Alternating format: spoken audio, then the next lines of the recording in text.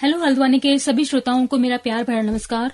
मैं Preeti Sharma library science department Uttarakhand open university से आपके साथ जुड़ रही हूं और आज हम डिस्कस करेंगे लाइब्रेरी साइंस का नया टॉपिक जो कि वेब 1.0, 2.0 और 3.0 पे आधारित है। ये बहुत ही इम्पोर्टेंट टॉपिक है और ये पीलिप के साथ साथ ही यूजीसी नेट लाइब्रेरी साइंस के पेपर के लिए भी बहुत ही इम्पोर्टेंट है। तो डिस्कस करते हैं कि वेब 1.0, 2.0 और 3.0 है क्या। तो अगर हम साधारण भाषा में बात करें तो यह एक प्रकार से इंटरनेट की डिफरेंट जनरेशन है या फिर डिफरेंट स्टेजेस ऑफ इंटरनेट है या फिर हम ये भी कह सकते हैं ये प्रकार से डिफरेंट वर्जन ऑफ इंटरनेट है। और इसकी शुरुआत 1989 में टिम बर्नर्स-ली द्वारा की गई और इसकी शुरुआती स्टेज को वर्ल्ड वाइड वेब या फिर वेब 1.0 के नाम से जाना जाता है। तो डिस्कस करते हैं कि वेब 1.0 क्या था और इसकी शुरुआती स्टेज में क्या क्या फीचर्स इसके साथ ऐड हुए थे। तो वेब 1.0 हमारे वर्ल्ड वाइड वेब की शुरुआती स्टेज थी। इसमें एक प्रकार से स्टैटिक वेब का यूज किया जा रहा था और एक प्रकार से सिंपल वेब पे आधारित थी और इसमें हम चीजों के बारे में केवल सर्च करके उसके बारे में जानकारी प्राप्त कर सकते थे। हम डिटेल्ड इंफॉर्मेशन प्राप्त नहीं कर सकते थे इसमें और एक इसकी लिमिटेड बाउंड्रीज थी, चाहे वो एजुकेशनल इंस्टीट्यूट के बारे में हो या फिर किसी प्रोडक्ट के बारे में हो या किसी बुक्स के बारे में हो या किसी भी ऑर्गेनाइजेशन के बारे में हो। तो कुछ लिमिटेड बाउंड्रीज थी, कुछ लिमिटेड इंफॉर्मेशन ही हमें उस समय प्राप्त होती थी और ये एक प्रकार से रीड ओनली वेब था, यानी कि हम चीजों को केवल पढ़ के उसके बारे में जानकारी प्राप्त कर सकते थे। इसमें इंटरेक्शन की कमी थी और हम इसमें पार्टिसिपेशन की कमी थी, इंटरेक्शन की कमी थी और हम अपने फीडबैक या अपने ओपिनियन को नहीं दे सकते थे। तो ये सारी कमियां थी इसमें और ये चूंकि ये शुरुआती फेज थी और इसलिए इसमें हम केवल चीजों के बारे में जानकारी प्राप्त कर सकते थे और उसको समझ सकते थे। हम बात करते हैं कि एग्जाम्पल के माध्यम से हम समझते हैं कि वेब 1.0 में क्या क्या चीजें हमें प्राप्त हुई।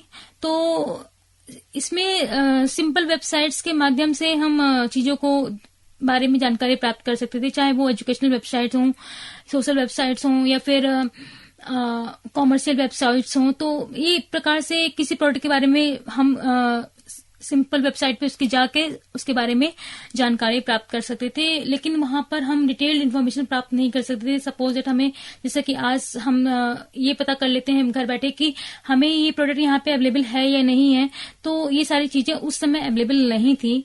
और वेब 1.0 के टाइम पीरियड में ही हमें ईमेल की प्राप्ति हुई थी और ईमेल एक प्रकार से वन वे कम्युनिकेशन था, जिसमें कि हम एक प्रकार से हम कह सकते हैं लेटर का एक नया वर्जन था जो कि हमें पोस्ट नहीं करना पड़ता था और बहुत कम टाइम पीरियड में हमें वो हम अपने सेंडर को भेज सकते थे। तो ये सारी चीजें थी और इसका मेन उद्देश्य वेब 1.0 को लाने का मेन उद्देश्य ये था कि हम किसी इंफॉर्मेशन को विश्व स्तर तक पहुंचा सकें बहुत ही कम टाइम पीरियड में और अपनी चीजों को एक दूसरे से आसानी से शेयर कर सकें, इन्फॉर्मेशन को बढ़ा सकें, इन्फॉर्मेशन को प्राप्त कर सकें, साथ ही साथ इन्फॉर्मेशन को शेयर कर सकें। तो ये सारी चीजों वेब 1.0 को लाने का उद्देश्य इन्फॉर्मेशन को बढ़ाना, उसका विस्तार करना और उसे प्रमोट करना था। वेब 1.0 में वेब फॉर्म्स की प्राप्ति हुई और वेब फॉर्म को हम देख सकते हैं डिफरेंट प्रकार की डायरेक्टरीज हमें अवेलेबल थी, जिससे कि हम अलग अलग डायरेक्टरीज को सर्च कर सकते थे नेट पे और जो कि हमें पहले बुक्स फॉर्म में अवेलेबल थी। और चूंकि ये स्टार्टिंग फेज थी तो हमें सिंपल लैंग्वेजेस यहाँ पे अवेलेबल थी, जैसे कि HTML लैंग्वेजेस अवेलेबल थी और स्टार्टिंग फेज में इसकी कॉस्ट भी काफी हाई थी और इसकी स्पीड भी बहुत लो थी और जिसकी वजह से इसके यूजर्स भी कम थे और इसका एक लिमिटेड यूज उस समय था। तो ये कुछ एग्जांपल के माध्यम से हमने समझा कि वेब 1.0 क्या था। अब हम डिस्कस करते हैं कि वेब 2.0 क्या है।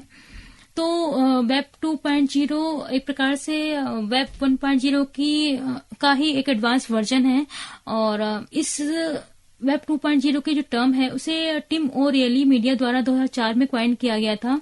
यह एक प्रकार से रीड राइट वेब है और जिसमें कि हम चीजों को सर्च करने के साथ साथ उसे एडिट कर सकते हैं, उसे मॉडिफाई कर सकते हैं और उसे शेयर भी कर सकते हैं। फॉर एग्जांपल, अगर सपोज इट हम कोई कंटेंट पढ़ रहे हैं, कोई बुक पढ़ रहे हैं, तो और हमने पहले से वो बुक पढ़ रखी और हमें मालूम है कि यहाँ पे ये कंटेंट रॉन्ग है, तो हम उसी वहीं पर उस समय उस कंटेंट को मॉडिफाई कर सकते हैं और जिसके लिए हमें किसी लैंग्वेज की आवश्यकता नहीं होती है। हम सिंपल वर्ड फॉर्म में भी उसे मॉडिफाई कर सकते हैं, उसे एडिट कर सकते हैं। तो ये सारी सुविधाएं हमें वेब 2.0 में अवेलेबल थी और साथ ही टू वे कम्युनिकेशन था, जिसके माध्यम से हम चीजों को अपनी राय रख सकते थे, अपने ओपिनियन के माध्यम से, अपने फीडबैक के माध्यम से चीजों के बारे में अपनी राय दे सकते थे। तो ये सारी सुविधाएं वेब 2.0 में अवेलेबल थी। और अब डिस्कस करते हैं कुछ फीचर्स के बारे में जो कि वेब 2.0 में ऐड हुए थे। वेब 2.0 टू वे कम्युनिकेशन था, जिसमें कि हम एक साथ चीजों को कम्युनिकेट करके सॉर्ट आउट कर सकते थे। अगर हम बात करें जो जितनी भी सोशल नेटवर्किंग साइट्स हैं वो भी वेब 2.0 के टाइम पीरियड में ही आई, चाहे वो फेसबुक, ट्विटर, ऑरकुट, स्काइप। तो इसी टाइम पीरियड में हम ऑनलाइन या फिर फेस टू फेस चैटिंग भी के माध्यम से भी इंटरेक्ट कर सकते थे, यानी कि टू वे कम्युनिकेट कर सकते थे लोगों से। और ये पीपल सेंट्रिक था, यानी कि मतलब लोगों को ध्यान में रख के बनाया गया था। और साथ ही साथ ये पार्टिसिपेटिव वेब था, यानी कि लोग साथ में पार्टिसिपेट कर सकते थे और मतलब साथ में इंटरेक्ट कर सकते थे एक दूसरे के साथ में। ये सारी चीजें वेब 2.0 में अवेलेबल थी। और इसमें ब्लॉगिंग, यूट्यूब के माध्यम से भी हम चीजों को इंटरेक्ट कर सकते, चीजों के साथ इंटरेक्ट कर सकते, यानी कि हम जानकारी प्राप्त करने के साथ साथ अपनी जानकारी को पोस्ट भी कर सकते थे और उसके बारे में अपने यूजर से उनके ओपिनियन या फीडबैक भी ले सकते थे। तो ये सारी चीजें हमें वेब 2.0 में प्राप्त हुई। और हम बात करें रीड एंड राइट वेब की, तो हम ये चीजें हम ऑडियो वीडियो के माध्यम में भी अवेलेबल थी। सपोज इट अगर हमें कोई वीडियो या कोई कंटेंट हमें पसंद नहीं आया या फिर हमें कोई कमी लगी या फिर हमें लगता है कहीं से ये चुराया गया है, तो ये भी हम यूट्यूब या फिर ऑडियो या वीडियो में भी हम चीजों को कमेंट या फिर फीडबैक के माध्यम से इन चीजों को अपना ओपिनियन रख सकते थे वेब 2.0 में। तो ये सारी चीजें मतलब अवेलेबल थी वेब 2.0 में। अब हम बात करते हैं कि वेब 2.0 के एग्जाम्पल्स क्या क्या थे और एग्जाम्पल्स के माध्यम से हम इसे आसानी से समझ सकते हैं।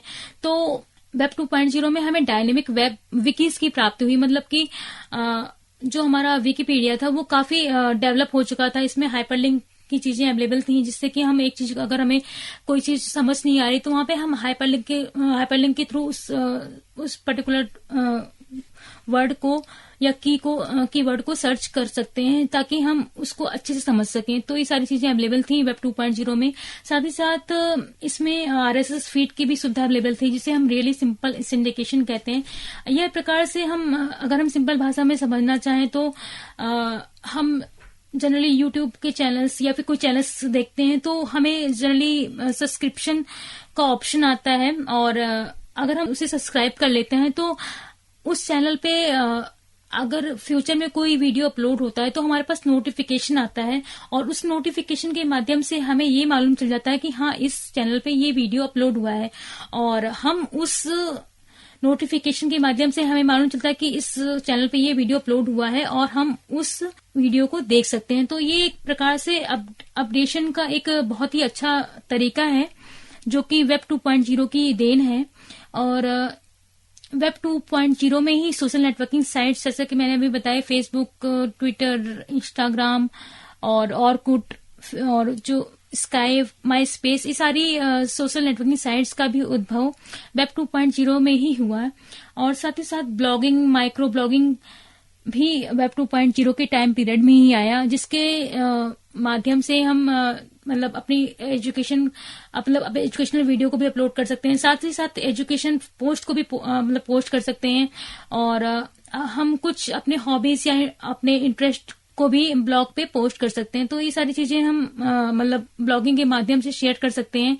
और ब्लॉगिंग का ही एक छोटा रूप माइक्रो ब्लॉगिंग है, जिसे कि जॉनथन जेलिट ने क्वाइन किया था इस टर्म को। और इनका मतलब कृत्रिम नाम जो है वो वाई द लकी स्टिफ है। कभी कभी एग्जामिनेशन में पूछ लिया जाता है कि माइक्रो ब्लॉगिंग टर्म को किसने क्वाइन किया गया है, तो इसलिए मैंने यहाँ पे पॉइंट डिस्कस किया। और इसके ब्लॉगिंग और माइक्रो ब्लॉगिंग के एग्जाम्पल की बात करें तो इसमें डिफरेंट टाइप के एजुकेशनल, सोशल और कॉमर्शियल ब्लॉग्स हम अपलोड कर सकते हैं। और वेब 2.0 के ही एग्जाम्पल में फोरम्स और discussion forums, user interaction sites आदि का जन्म हुआ। और चूंकि ये सेकेंडरी स्टेज थी और मतलब एडवांस स्टेज थी, तो इसमें जो हमारी बैंडविड्थ थी वो काफी अच्छी थी और उसकी हमारी जो कॉस्ट थी, कंप्यूटिंग कॉस्ट, वो भी काफी लो थी, जिससे कि हमारे मतलब जो यूजर्स हैं वो काफी यूजर्स हमारे बढ़े और हम मतलब ज्यादा से ज्यादा लोग हम वेब 2.0 को यूज कर सकते थे। तो ये सारी चीजें वेब 2.0 में मतलब ऐड हुई और ये कुछ एग्जाम्पल्स थे जिसके माध्यम से हमने वेब 2.0 को समझा। अब हम डिस्कस करते हैं कि वेब 3.0 क्या है। तो वेब 3.0 एक प्रकार से एडवांस वर्जन ऑफ इंटरनेट है और इसमें मतलब जो बची हुई कमियां 2.0 में थी वो सारी पूरी हो गई और एक प्रकार से ये आर्टिफिशियल इंटेलिजेंस पे बेस्ड है। इस टर्म को वेब 3.0 टर्म को न्यूयॉर्क के जॉन मार्क ऑफ ने क्वाइन किया था और यह प्रकार का थर्ड जनरेशन ऑफ वेब है जो कि 2006 में इसकी शुरुआत हुई थी और इसे सिमेंटिक वेब भी कहते हैं। थॉट ऑफ सिमेंटिक वेब जो है ये सर टिम बर्नर्स-ली ने दिया था। और अगर हम बात करें कि सिमेंटिक वेब होता गया है तो एक प्रकार से ये सिंपल भाषा में बात करें तो ये सिंटैक्स होते हैं या फिर कहें तो कीवर्ड्स होते हैं। जिसे हम किसी चीज को सर्च करते हैं गूगल में तो वो हमें मिलियंस और बिलियंस रिजल्ट देता है। तो किस तरह से देता है, वो अपनी सोच के आधार पे देता है, अपने डेटाबेस के आधार पे देता है। कि सपोज हमने कुक वर्ड सर्च किया, COOK कुक सर्च किया, इसका मतलब फूड या फिर कुछ खाना बनाने से है, तो जितने भी इससे रिलेटेड टर्म्स होंगे उसके डेटाबेस में वो सारे हमें रिजल्ट के माध्यम से गूगल हमें दे देगा। तो ये मतलब एक सीमेंटिक का एग्जाम्पल है। और अगर हम ने कुछ देर पहले ही कुक वर्ड सर्च किया है और कुक वर्ड किसी के सरनेम के यानी कि टॉम कुक मान लो एग्जाम्पल हमने सर्च किया है, यानी कि हमने कुक किसी के सरनेम के रेफरेंस में सर्च किया है, तो अगर हम दोबारा उस सर्च को गूगल करेंगे तो वो हमारे प्रीवियस सर्च से रिलेटेड ही सर्च यानी कि रिजल्ट हमें प्रोवाइड कराएगा। तो ये एक प्रकार का बिहेवियरल इंटरनेट इंटेलिजेंस कहलाती है जो कि हमारी सोच को समझ के मतलब हमारे रिजल्ट को प्रोवाइड कराती है हमें। तो एक प्रकार का ये सिमेंटिक वेब है। अब हम बात करते हैं इसके कुछ फीचर्स के बारे में कि इसमें वेब 3.0 में क्या क्या फीचर्स ऐड हुए। तो जैसे कि अभी डिस्कस किए सिमेंटिक वेब है और इसमें सिमेंटिक वेब यानी कि आर्टिफिशियल इंटेलिजेंस या फिर बिहेवियरल इंटेलिजेंस ऐड हुई है जो कि हमारे थॉट को समझ के हमारे थॉट के अकॉर्डिंग हमें रिजल्ट प्रोवाइड कराती है, जिससे कि हम एप्रोप्रिएट रिजल्ट्स तक पहुंच सकते हैं और हम बिलियंस ऑफ रिजल्ट्स को ढूंढने से बच सकते हैं। तो ये सारी चीजें अवेलेबल हैं। और इसमें अगर फीचर्स की बात करें तो ये एक प्रकार का ओपन सोर्स प्लेटफॉर्म भी अवेलेबल है इसमें, जिसमें कि पहले क्या होता था कि हम ओनर बेस्ड प्लेटफॉर्म्स होते थे केवल, जिसमें कि हम चीजों को मॉडिफाई नहीं कर सकते थे और साथ ही साथ उसे हम यूज नहीं कर सकते थे अपने कंटेंट में। लेकिन आजकल ओपन सोर्स प्लेटफॉर्म्स अवेलेबल हैं और जिसमें कि हम अपने उन ओपन सोर्स प्लेटफॉर्म के माध्यम से उस कंटेंट को भी अपने वीडियोज में या फिर अपने किसी भी ब्लॉग्स में या कहीं भी हम उसे यूज कर सकते हैं। और साथ ही साथ हम चीजों को डिफरेंट तरीके से भी सर्च करके अपने टाइम को सेव कर सकते हैं। डिफरेंट टाइप के एल्गोरिथम बेस्ड सर्च भी अवेलेबल हैं। और आजकल हमारे पास जो स्टोरेज है वो cloud based storage facilities available है, जैसे कि ड्रॉपबॉक्स, गूगल ड्राइव्स, और जिससे कि हम हार्डवेयर को कैरी करने से बच सकते हैं। हार्ड ड्राइव वगैरह जो हमें पहले कैरी करनी होती थी तो वो सारी चीजें हमें आज के जमाने में उसकी जरूरत नहीं है और हम क्लाउड बेस्ड स्टोरेज हमारे पास अवेलेबल है। और इसी के वजह से हम वर्चुअल लाइब्रेरी को भी देख सकते हैं। सारी की सारी हमारी जो अवेलेबल लाइब्रेरी है वो हमारी क्लाउड बेस्ड है और हम वहां से वर्चुअल लाइब्रेरी को एक्सेस कर सकते हैं। अगर हम फीचर्स की बात करें तो गूगल मैप के माध्यम से मतलब गूगल मैप भी हमारा एक बहुत बड़ा फीचर्स ऐड हुआ है इसमें हमारा वेब 3.0 में, जिसमें कि हम आज अगर गूगल मैप के माध्यम से घर बैठे कहीं से भी कहीं की दूरी देख सकते हैं, शॉर्टेस्ट रूट, लॉन्गेस्ट रूट, और साथ ही साथ वहां वहां तक किस माध्यम से पहुंचा जा सकता है, यानी कि वहां परिवहन की क्या सुविधा अवेलेबल है, और अगर उस रूट पे बस की सुविधा अवेलेबल है तो वो भी हम गूगल मैप के माध्यम से देख सकते हैं। आजकल वर्चुअल ग्लोब के माध्यम से भी हम 3D इमेज को अपने आंखों के सामने घर बैठे इंटरनेट के माध्यम से देख सकते हैं। साथ ही साथ आजकल हम सर्च बाय इमेज, यानी कि हम इमेज को अपलोड करके भी उसके बारे में जानकारी प्राप्त कर सकते हैं, यानी कि हमें किसी भी प्रकार का टेक्स्ट टाइप नहीं करना पड़ता और हम उस इमेज को अपलोड करके भी उस पर्टिकुलर चीज के बारे में या किसी फोटो के बारे में सर्च कर सकते हैं। तो ये सारी चीजें मतलब वेब 3.0 में ऐड हुई, और आज वेब 3.0 के टाइम पीरियड में ही आर्टिफिशियल इंटेलिजेंस रोबोटिक्स का जन्म हुआ, और इस माध्यम से हम आजकल देख पा रहे हैं कि रोबोटिक्स यानी कि रोबोट आजकल मतलब ऑपरेशन भी कर रहे हैं, और आजकल जो सर्वेंट्स के रूप में भी रोबोट्स का यूज किया जा रहा है कहीं कहीं। तो ये सारी चीजें मतलब ऐड हुई वेब 3.0 में, ये कुछ फीचर्स थे। अब हम डिस्कस करते हैं कि क्या क्या एग्जांपल्स हैं वेब 3.0 के, जिसके माध्यम से हम आसानी तरीके से समझ सकते हैं कि क्या क्या सुविधाएं हमें प्राप्त हुई वेब 3.0 के आने से। तो क्लाउड कंप्यूटिंग, जैसे कि मैंने भी डिस्कस किया कि क्लाउड बेस्ड सारी चीजें हैं, और हम क्लाउड में हम किसी चीज को स्टोर भी कर सकते हैं, जिससे कि हम आसानी से चीजों को कैरी करने से बच सकते हैं, और हमारे पास स्पेस की भी प्रॉब्लम सॉर्ट आउट हो सकती है। हम वर्चुअल लाइब्रेरी को भी इसी माध्यम से देख सकते हैं। माइक्रो नेटवर्किंग भी इसी का एक बहुत अच्छा एग्जाम्पल है। RDF और OL, RDF जिसे हम resource description framework, OWL web ontologies language. Ontology एक प्रकार का सेट ऑफ कॉन्सेप्ट होता है, जिसमें कि एक प्रकार की मतलब प्रोडक्ट या फिर एक प्रकार की कोई भी प्रोडक्ट या बुक्स या फिर कोई भी इंस्टीट्यूट, तो एक प्रकार की कैटेगरीज की चीजों को अलग रखा जाता है, और उसके साथ साथ उसके डिस्क्रिप्शन को भी रखा जाता है। तो एक प्रकार के ये सारे टेक्निकल वर्ड्स हैं, टेक्निकल टर्मिनोलॉजी हैं, तो जो कि हम अभी आगे के लेक्चर्स में 1 by 1 डिटेल में डिस्कस करेंगे। और इन शॉर्ट हमें यहाँ पे डिस्कस अभी कर लेते हैं इन सब चीजों को। साथ ही साथ जो एग्जाम्पल की बात कर रहे हैं हम यहाँ पे, तो जो वेब 3.0 में जो एडवर्टाइजिंग है वो बिहेवियरल एडवर्टाइजिंग है, यानी कि अगर हम कभी भी गलती से कोई सर्च कर लेते हैं, कोई चीज, कोई जूते के बारे में सर्च करते हैं, या फिर कोई बुक सर्च करते हैं, या फिर कोई मतलब कोई कुर्ती के बारे में सर्च करते हैं, या कोई भी हम प्रोडक्ट सर्च करते हैं, तो उससे रिलेटेड जो भी अपडेशन है वो हमारे पास मेल के माध्यम से या फिर हमारे पास मतलब हमारे फेसबुक के माध्यम से हमारे पास टाइम टू टाइम आते रहते हैं। तो वो यानी कि वो हमारे बिहेवियर को, यानी कि हमारे नेचर को वो पढ़ लेते हैं, और उसी प्रकार से हमारे को अपने विज्ञापन को हमें प्रकाशित करते हैं। तो ये एक प्रकार से वेब 3.0 में बिहेवियरल एडवर्टाइजिंग भी आई। हम चीजों को मतलब काफी अच्छे से समझ सकते हैं, और जो हमारा नेट है, इंटरनेट है, वो हमारे नेचर को भी समझ सकता है, उसके अकॉर्डिंग हमें चीजों को मतलब हमारे सामने लेके आता है। और वेब 3.0 में ही 3D प्रिंटिंग और विजुअलाइजेशन की सुविधा अवेलेबल है, और इसका एग्जांपल बहुत अच्छा भी आजकल देखने में आ रहा है कि अयोध्या में जो भी टेम्पल बन रहा है, अयोध्या टेम्पल, तो उसमें जो पेंटिंग्स यूज की जा रही है वो 3D पेंटिंग्स अवेलेबल है, और 3D पेंटिंग उसमें यूज की जा रही है।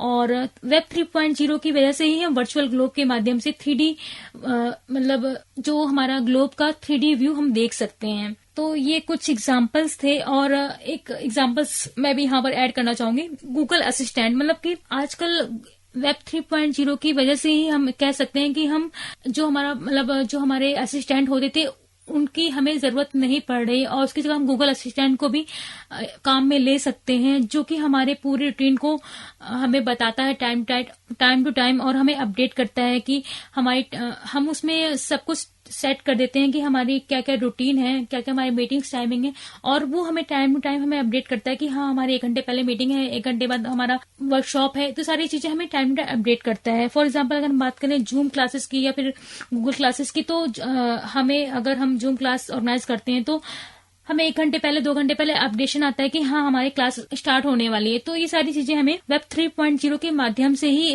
हमें प्राप्त हुई।